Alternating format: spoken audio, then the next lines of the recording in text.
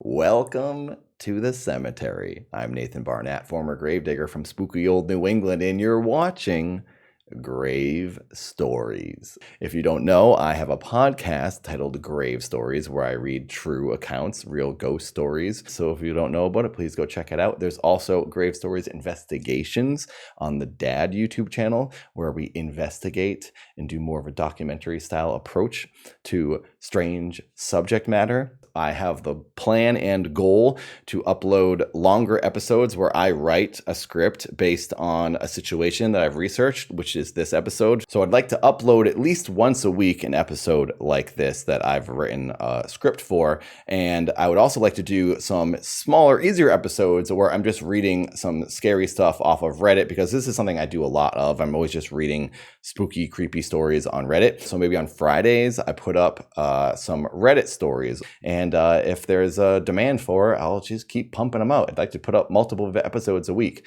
So I hope you like it. I hope you like this episode. Thanks for being here. Halloween's coming. I'm very excited to get into spooky stuff. We got our pickaxe, our shovel, and our lantern, and we're in a spooky mood. Here we go, everyone.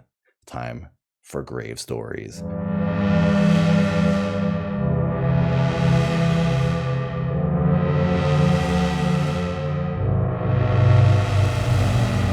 On February 24th, 1983, I had just celebrated my second birthday, only a few weeks before. Well, it was more of my parents celebrating, and I was probably just laying there not knowing what was happening. Also on February 24th, 1983, it was the day before my brother celebrated his fourth birthday.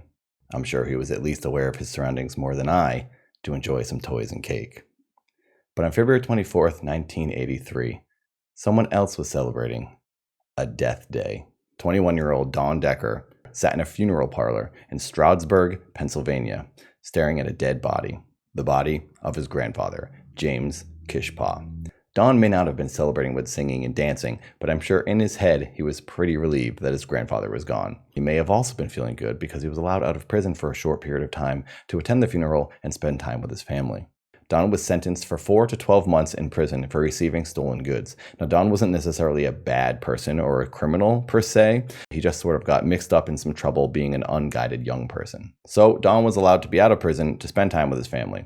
Now, his grandfather was only 63 years old, but he had passed away from cirrhosis of the liver. Now, while the rest of the family was sad and mourning the death of James, the grandfather, Dawn, on the other hand, was not. Dawn described his grandfather as evil, and he was looking forward to his new life now that he was free of this violent oppressor.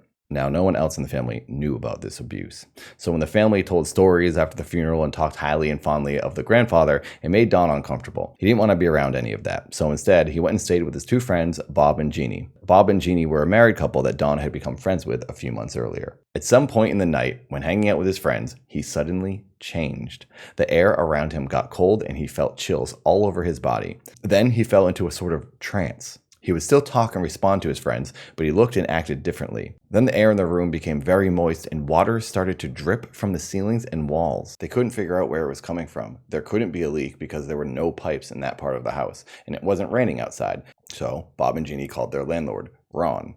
Ron, the landlord, came over and couldn't believe what he saw. Water was coming from everywhere, coming up from the floor, out of the walls, down from the ceiling. It was absolutely soaked in the entire living room. Now Ron, the landlord, who knew this house very well, was very confused by the situation. So he called his wife and the police to come check out what was going on. The police officer named John, who showed up, called his partner to show him and get another logical perspective on the situation. When Ron's wife and the other police officer entered the house, the strangest thing happened.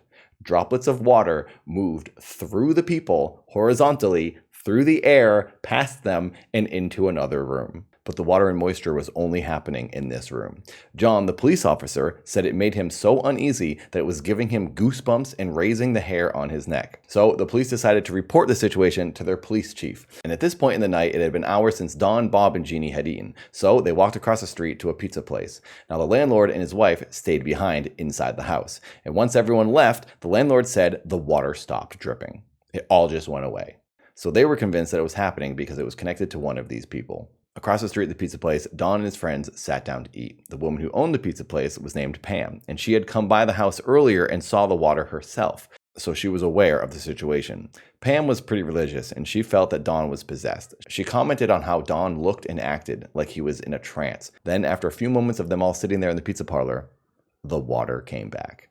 It started dripping everywhere, just like previously in the house. Now, since Pam was religious, she of course had a crucifix nearby. She grabbed it out of the cash register and threw it around the neck of Don. As soon as she did, it burned his skin. Pam commented in her testimonial that this couldn't have been a prank. There's no way he could have faked that. They all saw his burning skin. I just want to take a moment to remind everyone that these are real people that experienced this, and their testimonials are very compelling because they do not seem at all like people who would embellish and make a story like this up. So many people saw this happening, and a lot of them aren't the type of people who would believe in this type of a weird thing, especially the police officers and the chief, and probably most compelling, the warden in the prison.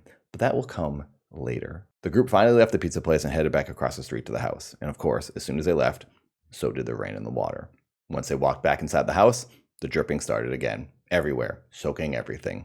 The group started to get pretty frustrated, and they began accusing Don of doing this on purpose. They were shouting at him and telling him to stop, asking him why he was doing this, and they were just getting frustrated and annoyed with him and yelling at him. And then the energy in the room completely changed. The room became very tense and negative. That's when things got a lot scarier. With everyone yelling at Don, items in the room started moving. Pots and pans and kitchenware began shaking, items began banging against the walls, and Don himself rose up off the floor and levitated. This horrified everyone. Something was not happy with them. They all cried out in concern for Don. Then, suddenly, he was thrown across the kitchen and crashed onto the floor. In a testimonial, Don said it didn't feel like a normal shove. He felt it all over his body all at once. Some unknown source enveloped his body and tossed him like a doll. After a while, the police chief finally arrived. He was not very happy from being woken up in the middle of the night and did not want to be showing up to this house. So he was pretty grumpy. As soon as he walked into the house, he felt like it was a big joke and he didn't take it seriously. He didn't believe any of it, and he felt that the officers were being taken advantage of and made to look stupid. He wouldn't even let them file a report. He said that the incident wasn't real and it never happened. But both of the officers disagreed because they knew what they saw all night. The next day, 3 seasoned cops came over to the house to try an experiment. They placed a paper bag over Don's head so he couldn't see what was going on. They then put a metal cross in his hands, and instantly it burned his hands. An officer named Bill picked it up and he felt the heat on the cross. Then moments later, Don again levitated, rose up off the floor, and was thrown across the room into another wall.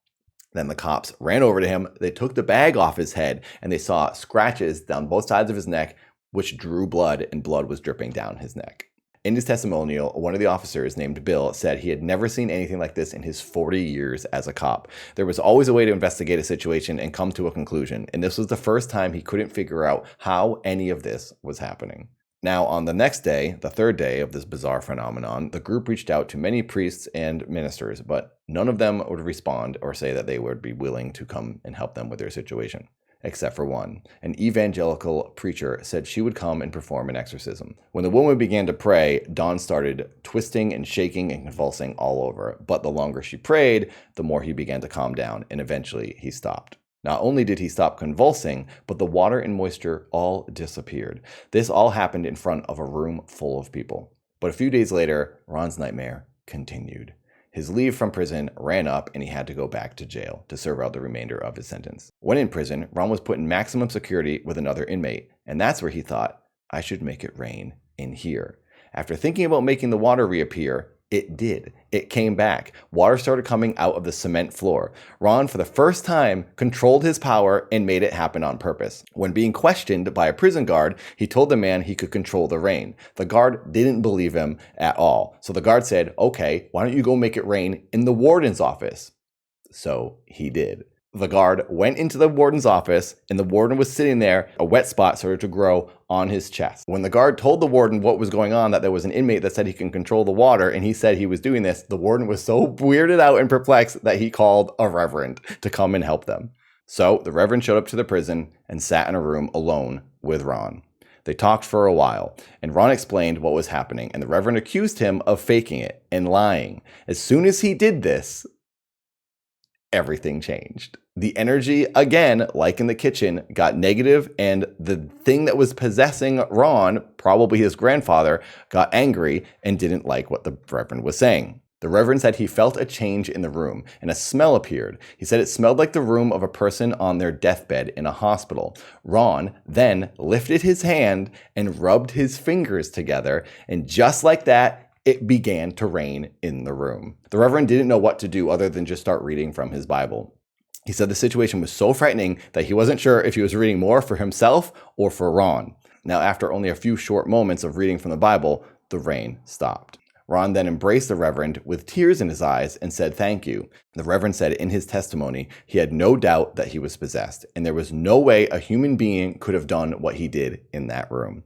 That was the last time the rain happened. Ron feels it was the doing of his grandfather, who used to torture him when he was alive, and he was now torturing him from the grave. The paranormal experts that were involved in the situation all said that this was one of the most intriguing cases they'd ever been a part of because all the witnesses were so credible. Seasoned police officers and people with no history of lying or fabricating fantastic hoaxes or schemes. It was the most fascinating case that any of them had ever seen. Well, there you have it, everyone. The baffling case of the real-life Rain Man. Hope you enjoyed watching this episode. If you want more, please give a like. It really does help. And if you have any cases that you think are interesting and you would like me to cover, please let me know. There is a room in my Discord titled Spooky Stuff. Please comment and leave links in there. I read all of them. I'm always looking for more stories to cover, so please let me know what you think I should cover next. And if you haven't yet, please subscribe. It's been 16 years of me on YouTube, and I'm almost finally at 500,000 subscribers. Thank you for watching, everyone. I'll see you next time.